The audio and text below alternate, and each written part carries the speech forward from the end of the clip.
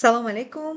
Имрӯз барномаи худро ман мехоҳам ба як зане бахшам, ки аз кӯҳистони Тоҷикистон аст ва чанд ҳафта пеш бо ман ба алоқа баромада гуфт, ки 6 моҳ мешад, ки вайро ҷарроҳӣ карданд, оператсия карданд, лекин фасод чиркаш ҳеҷ хушк намешад, тоза намешад. Барои ҳамин то ҳол вай дар беморхона ё шифохона, балница аст. А, ва хоҳиш кард, ки ман барои вай дуо кунам.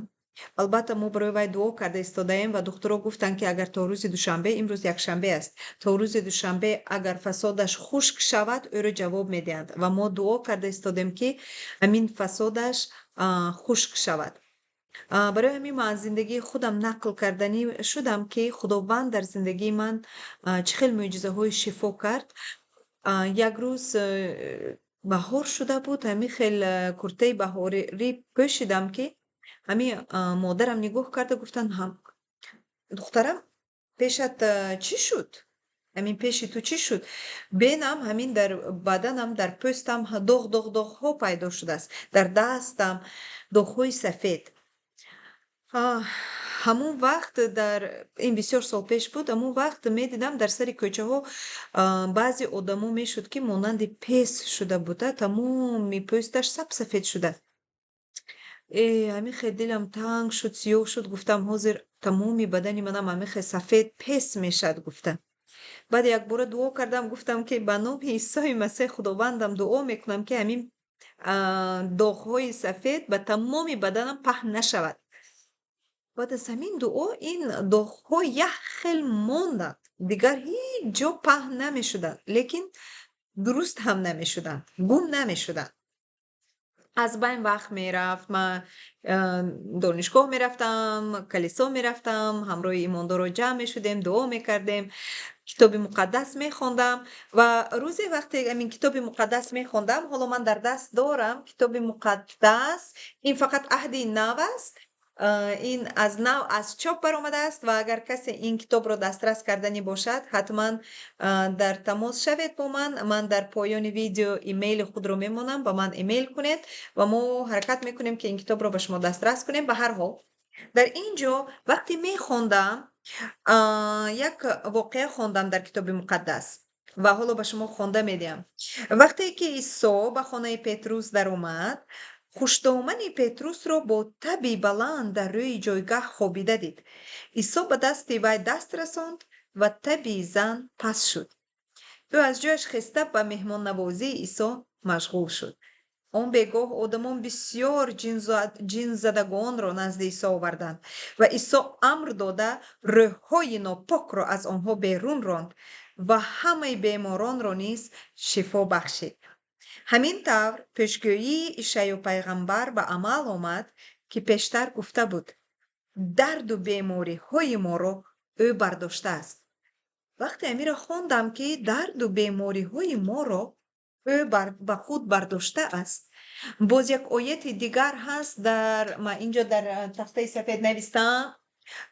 Якум Петрус боби дуюм ояти 24.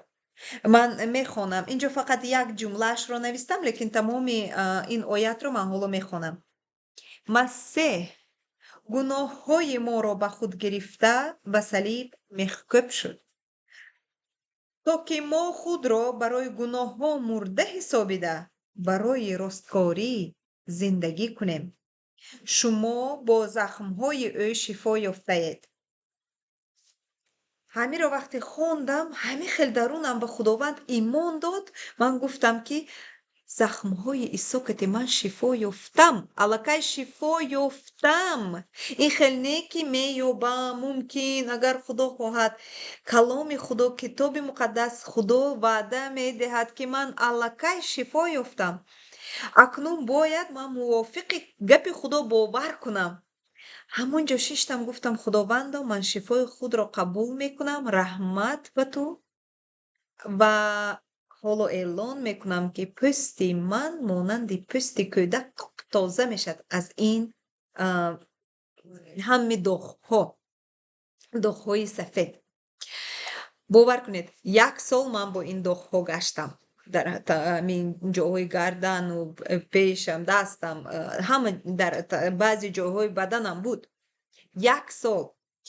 لیکن به رفتن دکتر خیلی میتونستم پیش دکتر روم داروی میدادن لیکن به رفتن دکتر به یگان خیلی دوای و دارو وقتی همین را گفتم پگاهش یک نظرم افتی در دستم که اونجا داغ حالا هم هست و همونجا در دلم خداوند نشان داد که این چیزی که من میبینم موقتی است اگر ایمانم مستحکم استاد گفت خدا میشود و من گفتم که خداوند من بازم به گفت تو باور میکنم که با زخمهای تو وقتی در صلیب زخمدار شدی این همه کسلیهای من در بدن تو بود با زخمهای تو من شفا یافتم و من بازم اعلام میکنم که پوست من مثل پوست کودک تازه میشد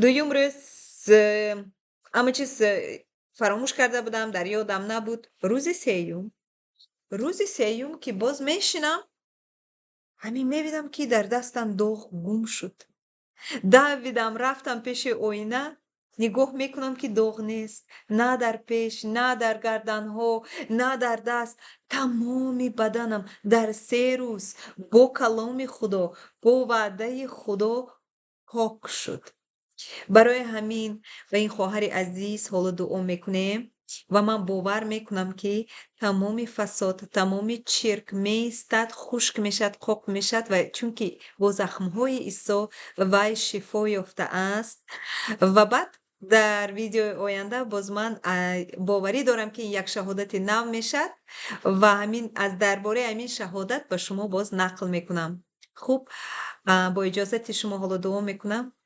خداوند بزرگ عیسی مسیح تو با وفا هستی تو رو پدر آسمانی به زمین فرستاد تا که به جای گناه های ما تو گناه رو به بدن خود گیری و همه کسلی های ما رو لعنت ما رو به بدن خود گیری و ما رو از هر لعنت از هر قوت شیطان از هر وسوسه های شیطان که ما رو به گناه کردن وادار می سازد آزاد نمایی و این چنین ما رو از هر کسلی شفا دهی خداوند بزرگ من برای همین خواهر دعا میکنم که حالا در بیمارخانه هست و باید که شفا یابد تا که پگاه به خانه وی را جواب دهند و دعا میکنم که تمام فساد در بدنش خشک شده نشود شکر میکنم که تو دعای ما را میشنوی عیسی مسیح جلال و نام مقدس تو ای خداوند زمین و آسمان آمین خوب برای شما وقت خوش میخواهم و